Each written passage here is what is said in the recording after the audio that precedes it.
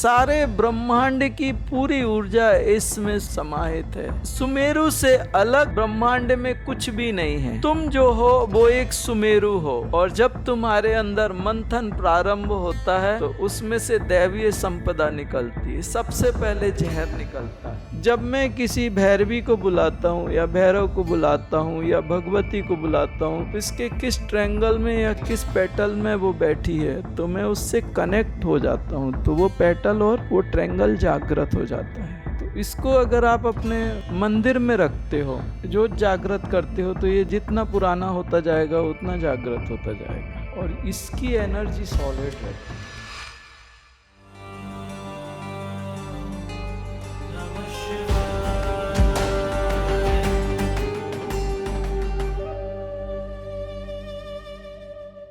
अगर मैंने बोला कि आपके शरीर में शक्तिपीठ है, तो एक बात याद रखिए, ये श्री चक्र है, सुमेरु है। और समुद्र मंथन किस पर्वत से किया गया था? यहाँ पे जो ये 3 वृत्त हैं, आप देख रहे हैं 3 वृत्त, ये वासुकी के साथ में वासुकी नाग से मथा गया था ना, तो ये 3 वृत्त वासुकी नाग के उसके कारण आए। इसके बाद में ये जो 16 पेटल हैं, इनको सर्वासा परिपूरक चक्र बोलते हैं। ये आपकी जितनी आशाएं हैं, जितनी इच्छाएं हैं, ये जो 16 पेटल्स हैं, इसमें कामेश्वरी रहती है। कामाख्या शक्तिपीठ सुना है? इनमें वो शक्तियां रहती हैं। ये सर्वासा परिपूरक चक्र है। जब साधक यहाँ तक आता है तो उसकी सारी आशाएं पूरी हो जाती हैं, जितनी इच्छाएं हैं वो पूरी हो जाती हैं। भगवती वहां पे सर्वासा परिपूरक में 16 रूप धारण करके बैठी है। और ये क्या होता है? ये सुमेरु है। एक तरफ देवता लगते हैं और एक तरफ राक्षस लगते हैं। और आपके मूलाधार में आपको पता है कुंडलिनी शक्ति किस रूप में है? उसका एक छोर किसने पकड़ा है? तुम्हारे कर्मों ने, और एक छोर तुम्हारी साधना की शक्ति जो देवता है उन्होंने। अब ये एक तरफ से खींचेंगे, वो फिर दूसरी तरफ से खींचेगा। तो कैसा होगा? जैसे आपने कैसे देखा है इसको, घर में मथानी चलाते देखा है, तो दही में से अगर मक्खन निकालना हो तो उसको कैसे करते हैं? ऐसे, एक तरफ एक तरफ, एक तरफ एक तरफ। ऐसे ही अगर आपके अंदर से परमात्मा को प्रकट करना है तो इसको मथना पड़ेगा। और जब इसको मथेंगे तो ये घूमना बराबर चाहिए, बराबर टेक्निकल।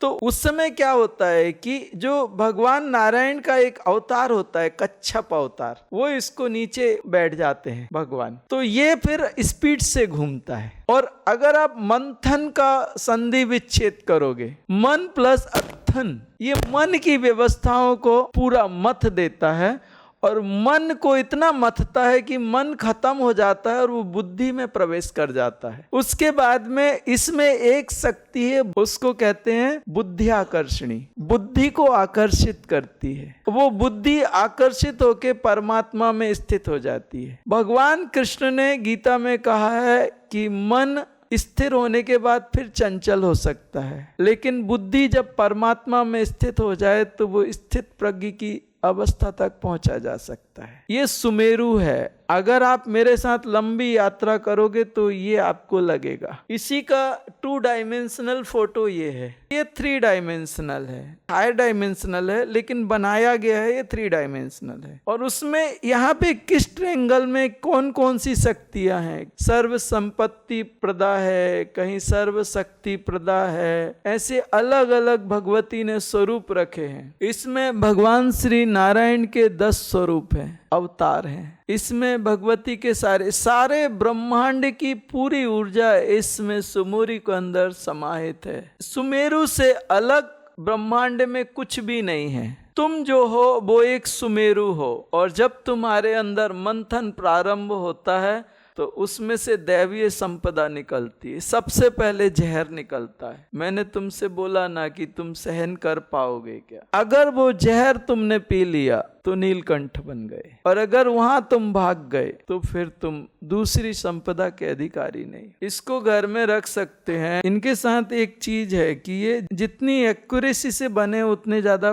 बेस्ट होते हैं। तो इसमें मैं बहुत समय से प्रयास कर रहा हूँ, ये थोड़ा मुझे बेहतरीन लगा है। ये एक्चुअल क्या होता है, बिजनेसमैन लोग रहते हैं ना, पुराना कापर वगैरह या पीतल वगैरह गला के वो उसी को यूज कर लेते हैं, तो उसमें ऊर्जा नहीं आती, या तो फिर उनको पता नहीं रहता तो कोई ट्रेंगल कहीं कर देते हैं, कोई आवरण ही गायब कर देते हैं, कुछ कर देते हैं, उनको पता नहीं रहता। तो उसको अपने हिसाब से बनवा के लेना, फिर उसकी डाई, उसकी मेहनत, वो सारा चीज। तो अभी इसको मैं और बेहतरीन बनाना चाहता हूँ। इसमें मैं कह सकता हूँ कि ये ब्रास मुझे अच्छा लगा, ये मटेरियल अच्छा लगा। ये थोड़ा छोटा है लेकिन ये भारी है, और इसमें ब्रास की क्वालिटी भी अच्छी है और कॉपर के भी है तो उसकी क्वालिटी भी अच्छी है। लेकिन इसमें एक चीज है कि ये जितना जागृत होगा उतना आपको ज्यादा रिजल्ट देगा। तो इसको मैं क्या करना चाहता हूँ कि आपको देने से पहले इस पे मैं साधना करना चाहता हूँ। तो जब मैं इस पे साधना कर लूँ तो आप उसका समय दीजिए, जैसे आपको चाहिए है तो आप बोलिए कि 4 महीने साधना कर लो, 1 साल साधना कर लो, 2 साल कर लो। इसके 2 पीस भी, एक आप ले जा सकते हो और 1 पीस हमारे को साधना के लिए, तो वो हमारे पास रहेगा, इधर ही रहेगा। और जब मैं किसी भैरवी को बुलाता हूँ या भैरव को बुलाता हूँ या भगवती को बुलाता हूँ, तो इसमें क्या है, इसके किस ट्रायंगल में या किस पेटल में वो बैठी है, तो मैं उससे कनेक्ट हो जाता हूँ, तो वो पेटल और वो ट्रायंगल जागृत हो जाता है। तो जब वो जागृत हो जाएगा तो उसकी एक एनर्जी उसमें जागृत रहेगी, वो आपके घर में जाके भी वो जागृत रहेगी। तो ये एक्चुअल क्या होता है कि जिस पे जितनी साधना की जाए उतना ये प्रज्वलित होता है, इसकी ऊर्जा बढ़ती है। तो ये है बहुत पावरफुल। इसके बारे में कहा जाता है जिस घर में रखा जाता है वहाँ दरिद्रता नहीं आती। लेकिन इसके बहुत सारी चीजें ऐसी होती है, जैसे मुझे मालूम है कि किसी व्यक्ति को बहुत प्रॉब्लम है, तो इसमें किस ट्रायंगल में या किस पेटल में उसकी प्रॉब्लम का सैल्यूशन है। अगर मैं उस शक्ति को जागृत करके उसको दे दिया जाए तो उसके घर में वो एनर्जी फैलती रहेगी और वो प्रॉब्लम सॉल्व होनी शुरू हो जाएगी। भगवती का जो निर्गुण निराकार स्वरूप है वो श्री चक्र है, और शिव का जो निर्गुण निराकार स्वरूप है वो लिंग है। तो ये जो व्यवस्थाएं हैं, इसको आप क्या है, एक ही बार ले सकते हो या आप 2-4 भी ले सकते हो। अभी मेरे मंदिर में ये बहुत सारे रखे हैं, तो मैंने शिवलिंग के सब तरफ भगवती का जो स्वरूप है उसमें एक एक उस स्वरूप को इसके साथ कनेक्ट किया है, पेटल के साथ, और वहाँ स्थापित किया है। तो यूनिवर्स की वो एनर्जी खींच के वहाँ पे, मतलब शिव के सब तरफ वो शक्तियां स्थापित की हैं ताकि भगवान शांत रहें। शक्ति से घिरे रहेंगे तो भगवान शांत रहेंगे। तो वहां पे आप देखो सब तरफ सुमेरु रखे हैं, वो उनकी फोटो भी लगी है कि वहां पे कौन सी भगवती है, वो सुमेरु के साथ कनेक्ट की है, और सुमेरु की दिशा भी अलग अलग रखी है, वो घुमा के रखे, कोई सीधे हैं कोई तिरछे हैं। तो वो कौन सा ट्रायंगल या कौन सा पेटल कहाँ आया है और वो कैसे, तो वो पूरे उसके हिसाब से रखे गए हैं। इसका एक साइंस है, और इस साइंस को पुराने जो ऋषि मुनि होते थे उनका एक विज्ञान है। तो ये यंत्र हैं बिल्कुल वैसे जैसे आप 1000-2000 किलोमीटर 2 घंटे में ट्रेवल करके आ जाते हो, वो भी एक यंत्र है। तो ऐसे ही ये यंत्र है, ये आपकी जर्नी को फास्ट कर देता है, इजी कर देता है। लेकिन इसको यूज करना कैसे और इसमें जागृति कैसे, तो आप लोग जो लोग ले जाना चाहते हो तो एक बार इसको रख देना। एक्चुअली इसको पहले मुझे देने के पहले अगर मुझे जागृत करना है तो इसको दूध से और पानी से इसका अभिषेक करके थोड़ा सा शुद्ध कर, क्योंकि वो लोग कैसे भी हाथ लगाते हैं, कुछ भी करते हैं। तो एक बार अभिषेक करके थोड़ा सा इसको साफ सुथरा करके, और फिर मैं जो जागृति के मंत्र हैं वो मैं इनको एक्टिवेट कर दूंगा। तो आप ले जा सकते हो। और अगर आप चाहो कि ये 4 महीने या कुछ समय यहाँ रहें और उनको एक्टिवेट करूं, मुझे नहीं मालूम मैं कितना समय दे पाऊंगा, क्योंकि मैं ज़्यादा समय नहीं दे पाता थोड़ा, लेकिन जितना मुझसे होगा उतना मैं करूंगा। इसकी मूवमेंट प्रॉपर हो तो कच्छप अवतार इसके लिए हुआ भगवान ने, ताकि ये सुमेरु आराम से मूव हो सके। वो कच्छप और इसका हिस्सा बिल्कुल ऐसे बैठता है, पीछे उनका वो ऊपर की तरफ जो कच्छप का वो कठोर होता है और गोल होता है, तो ये आराम से घूमता है ऐसे।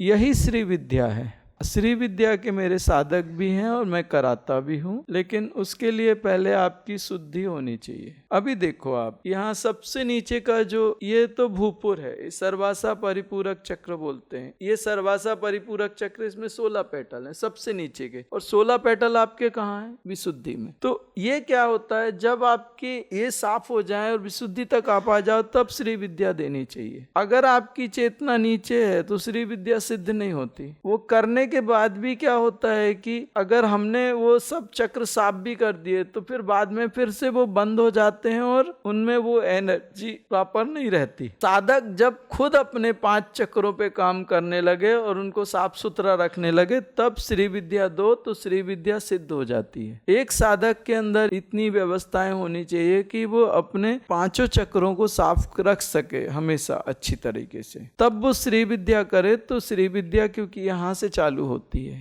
तो श्री विद्या तब होती है। श्री विद्या के मोस्टली 99% साधक निराश होते हैं कि पहले अच्छी होती थी अब नहीं होती। कारण एक ही है कि नीचे के चक्र बंद हो गए या उनमें नेगेटिव एनर्जी आ गई। वो शक्ति या तो ऊपर जाएगी या तो नीचे जाएगी। अगर आपकी साधना गिरी या कुछ हुआ तो वो शक्ति नीचे चली जाती है, वो चक्र में नेगेटिव एनर्जी आ जाती है या बंद हो जाते हैं, वो टूट फूट जाते हैं, उनके पेटल्स टूट जाते हैं। तो उस समय क्या होता है कि वो डिस्कनेक्ट हो जाते हैं, रास्ता बंद हो जाता है। तो आप इधर तक नहीं पहुंचोगे तो मंत्र करते रहोगे लेकिन ऊर्जा नहीं आएगी, एनर्जी नहीं आएगी, रिजल्ट नहीं मिलेंगे। एक्चुअल हमारे यहाँ क्या होता है कि आप जो साधना करोगे तो इस साइड जैसे ये दीवार है तो यहाँ मृत्युंजय लगाओगे और यहाँ श्री यंत्र, बीच में ज्योत जागृत करके, ज्योत भी इतनी हाइटेड होनी चाहिए कि आपके यहाँ पे ज्योत आप उसमें त्राटक कर सको, इतनी हाइटेड होनी चाहिए। महामृत्युंजय और श्री चक्र की दोनों की फोटो ऐसी इमेजेस जैसे ये है, ऐसे में छोटा कार्ड है हमारे पास, तो वो आप लगा लो और आराम से करो। तो वहाँ पे उसमें साधना करोगे तो एक्चुअल आप जितने आगे जाओगे तो इसी पे आओगे। आप अगर आप कंटिन्यू चलोगे तो इस पे ही आओगे आप, इसमें कंपलसरी, क्योंकि इसमें बहुत विविधता है। इसमें तुम्हें जो भी चाहिए, भगवती के भिन्न भिन्न स्वरूप हैं। इसमें हमारी लाइफ में क्या चाहिए उसको हम स्पेसिफिकेशन से ले सकते हैं। श्री विद्या में एक बहुत बड़ी चीज है, अग्नि पे काम करना है तो आप छिन्नमस्ता पे चले जाओ, बहुत स्पेसिफिकेशन से। लेकिन 10 महाविद्याएं तुम कहाँ सिद्ध करोगे? लेकिन श्री विद्या में क्या होता है कि इसमें एक साधारण साधक सात्विक रूप से इस श्री विद्या की साधना कर सकता है, सात्विक रूप से कर सकते हो आप। और इसमें 10 की 10 महाविद्याएं इंक्लूड्ड हैं। बिना आपको दूसरी महाविद्या करे श्री विद्या करते हो तो 10 महाविद्याओं की साधना हो जाती है, भगवान नारायण के 10 अवतारों की साधना हो जाती है। इसमें इजी है, किसी प्रॉब्लम है ना तो इसमें सब प्रकार के ऑप्शन है, पूरा मतलब स्पेसिफिकेशन है इसमें। ये वाली ये करती, ये वाली देवी ये करती, ये वाली ये करती, ये वाली देवी ये करती। बोन्स में जाना है तो ये इसको बोल दो तो ये बोन्स कर देती है, मसल्स में जाना है तो ये मसल्स कर देती है।